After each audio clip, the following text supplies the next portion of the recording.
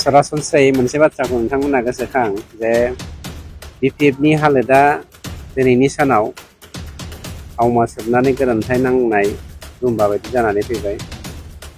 गतिके बिथांमोननि जा केरेक्टार बे केरेक्टारा फाथि राननाय अमाफोर बायदिखा। गतिके बिथांमोना जोंनि मावनाय दांनायनि सायाव बुंनो मोन्थायानो गैया। बेसेबां कोटि कोटि थाखा बिथांमोना गोदो जाख्ल'बोबाय। बिक्रम दैमारिया हाग्रामानि जानानै 2900 कोटिनि दा लायबिलिटिस दङ बेखौ हिसाबखौ होबानो जाबाय।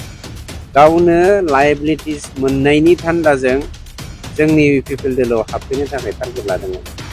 गतिके बेफोरबायदि मानसिनो लायबिलिटिस होनायनि बाथ्राथ' गैखाया, बिसोर जाख्ल'ग्रासो।